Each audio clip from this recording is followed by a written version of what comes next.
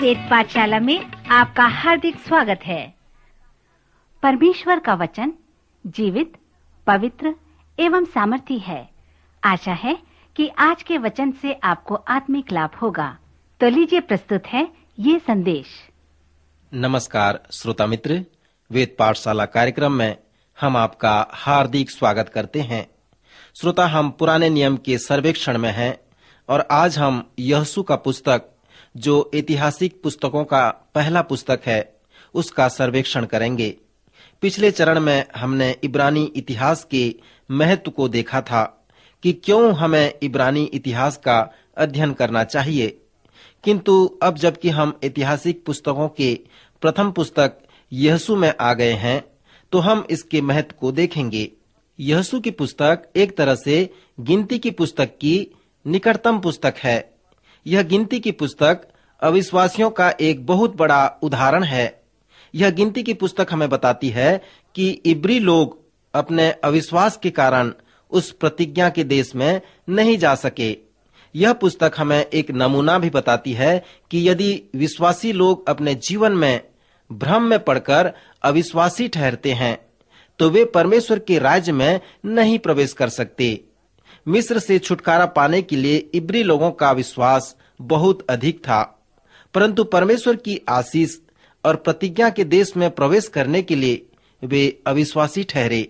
श्रोता, उसी प्रकार से आज अनेक नामधारी मसीही हैं जो अपने पापों से क्षमा पाने के लिए बहुत अधिक विश्वास तो करते हैं, परंतु उस यरदन नदी को पार करके उस आत्मिक कनान में प्रवेश करना नहीं चाहते। उसे अपने अधिकार में करने के लिए उनके पास कोई विश्वास नहीं रहता। यहोशू की पुस्तक का मुख्य विषय यह है कि अपने आत्मिक संपत्ति को अपने अधिकार में कर लेना। यद्यपि यहोशू मूसा का एक सहयोगी था, फिर भी वह इस पुस्तक का लेखक है। मूसा ने यहोशू को एक अच्छा प्रशिक्षण दिया था, इसलिए यहोशू की अगुवाई के द्वारा लोगों ने विजय प्राप्त किया। यहोशू को प्रशिक्षण देकर मूसा ने एक अनोखा कार्य किया था।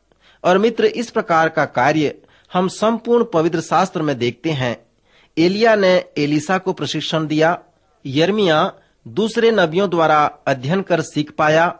और जब हम नए नियम में जाते हैं, तो हम देखते हैं कि प्रभु यीशु मसीह 12 चेलों को प्रशिक्षण देकर अपने आप को दोबारा चेलों में उत्पन्न कर दिया। पौलुस प्रेरित तिमोथी को प्रशिक्षित करता है।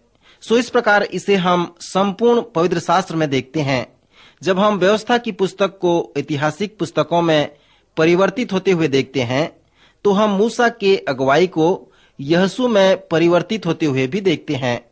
यहोशू का नाम प्रभु यीशु मसीह के नाम के बराबर है। यूनानी में यीशु नाम का अर्थ है यीशु ही मार्ग है, और इब्रानी में यहोशू का अर्थ है यीशु ही मार्ग है। प्रायः हम सभी जानते हैं कि यीशु के नाम का अर्थ उद्धारकर्ता और यहोवा बचाने वाला है, और यहोशू नाम का अर्थ भी यही है। सो इस प्रकार से हम देखते हैं कि इस बड़े अगुवे का नाम मसीह के नाम के साथ चित्रित किया गया है। साथ ही साथ उसका सेवकाई भी मसीह के साथ चित्रित किया गया है। मैं विश्वास करता हूं कि जिस प्रकार मसीह एक महान छुटकारा दिलाने वाला है, उसी प्रकार मूसा भी एक महान छुटकारा दिलाने वाला ठहरता है।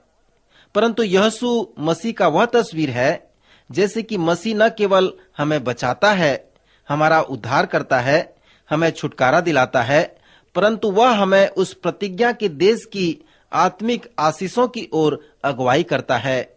मित्र, इससे हम यह जान सकते हैं कि आत्मिक मिस्र से छुटकारे और उद्धार का अनुभव प्राप्त करने का संकेत शब्द विश्वास है, और प्रतिज्ञा के देश में प्रवेश करके उन आत्मिक आशीषों को प्राप्त करने का संकेत शब्द आज्ञा पालन करना है। अर्थात जब हम विश्वास के विषय में बात करते हैं, तो हम जाने कि हम आज्ञा पालन करने के विषय में बात कर रहे हैं। निर्गमन के समय में यहोशू 40 वर्ष का था। मित्र, स्मरण करें कि जब यहोशू और कालेब भेदिए बनकर कनान में गए थे, तो वे आकर वहां का अच्छा ब्यौरा बताए। सो जिस प्रकार परमेश्वर ने इब्राहिम के विश्वास पर ध्यान किया, उसी प्रकार परमेश्वर ने इनके विश्वास पर भी ध्यान किया। परंतु जब यहोशू 80 वर्ष का हुआ तब उसे महान आदेश मिला कि वह कनान में लोगों की अगुवाई करे और वहां के 7 राज्य पर अपना अधिकार कर ले। फिर जब यहोशू 110 वर्ष का हुआ तब उसकी मृत्यु हो गई। परमेश्वर के प्रति उसका विश्वास पक्का था।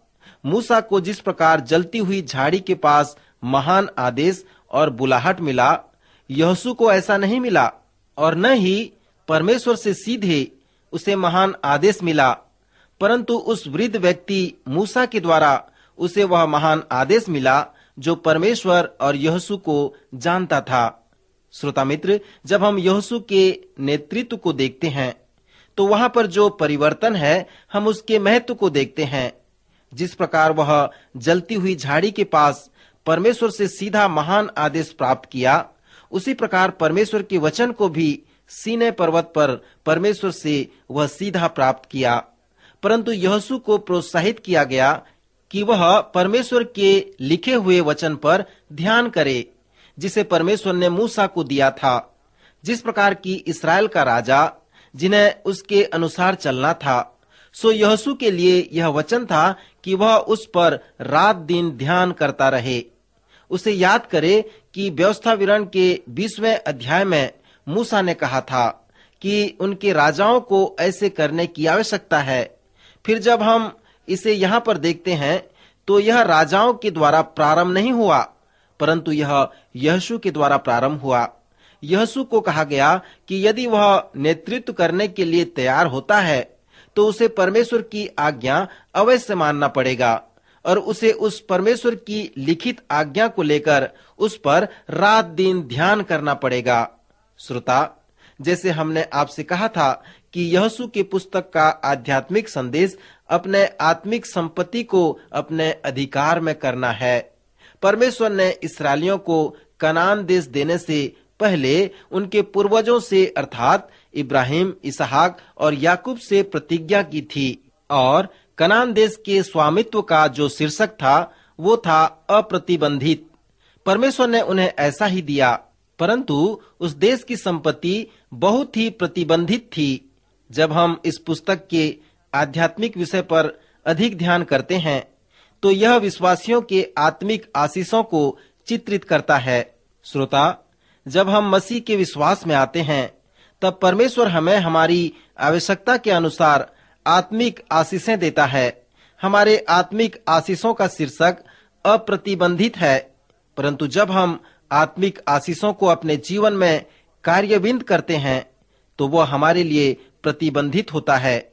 सो मित्र, यहोशू के पुस्तक की कुंजी यही है। यहोशू के पहले अध्याय का 3 पद इस पुस्तक का निश्चित व सुदृढ़ पद है। पवित्र शास्त्र के संपूर्ण पुस्तक में एक निश्चित अध्याय व एक निश्चित पद होता है जो उस पुस्तक के संपूर्ण विषय का सार होता है। उसी प्रकार यहोशू के पुस्तक का भी है। वे लोग यरदन नदी पार करके कनान में प्रवेश करने वाले थे। तब उन्हें कहा गया, अर्थात जिस जिस स्थान पर तुम पांव धरोगे वह मैं तुम्हें दे देता हूँ। मित्र, आप यहाँ पर देखें कि संपूर्ण देश उन्हें दिया गया और वे सब उसके मालिक हुए, परंतु संपत्ति के अनुसार नहीं। वो हमें आत्मिक आशीषों को पाने का केवल एक ही रास्ता है कि हम उन्हें अपने जीवन में कार्यान्वित होने दें, उन्हें अपने जीवन में लागू करें। हमारे पास आत्मिक आशीषें हैं, जैसे प्रार्थना करना, वचन मनन करना, आराधना करना, संगति करना। परमेश्वर की सेवा करने के द्वारा हम परमेश्वर का साधन बन सकते हैं। मित्र, बहुत सारे आत्मिक आशीषें हैं जो हमारे लिए उपलब्ध हैं। परमेश्वर प्रत्येक विश्वासियों को सभी आशीषें देना चाहता है, परंतु कुछ विश्वासी उन आशीषों को प्राप्त कर लेते हैं, परंतु कुछ लोग उसे प्राप्त नहीं करना चाहते।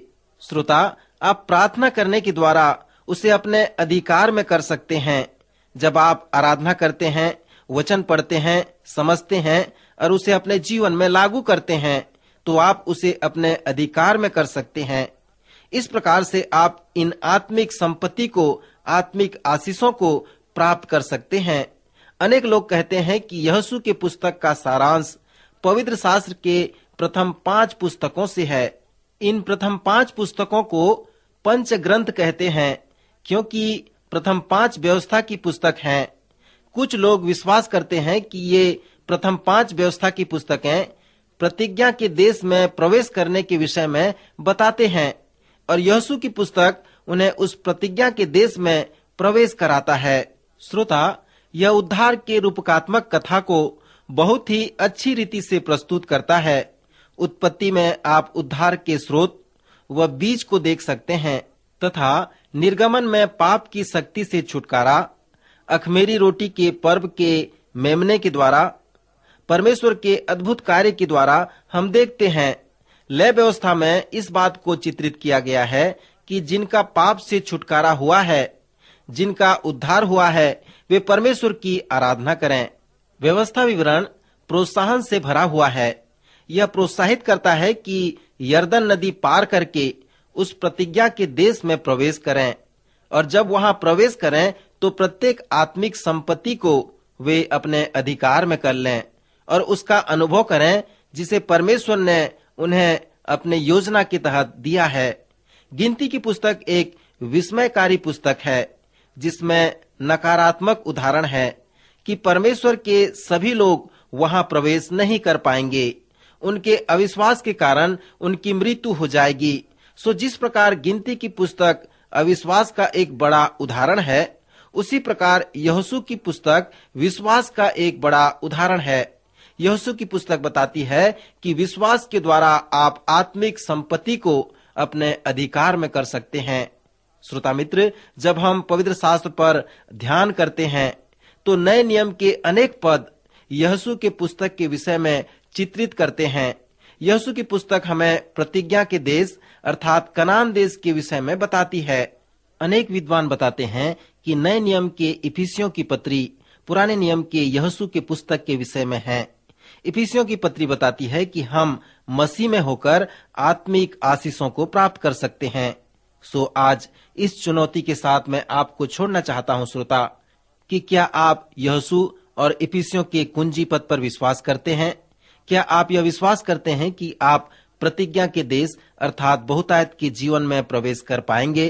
तो मैं पुनः आपको चुनौती देता हूं कि आप मसीह में होकर उस आत्मिक आशीष और बहुतायत के जीवन में प्रवेश करें और अपने आत्मिक संपत्ति को अपने अधिकार में कर लें। प्रभु आज के वचन द्वारा आपको आशीष दे, आपकी सहायता करे।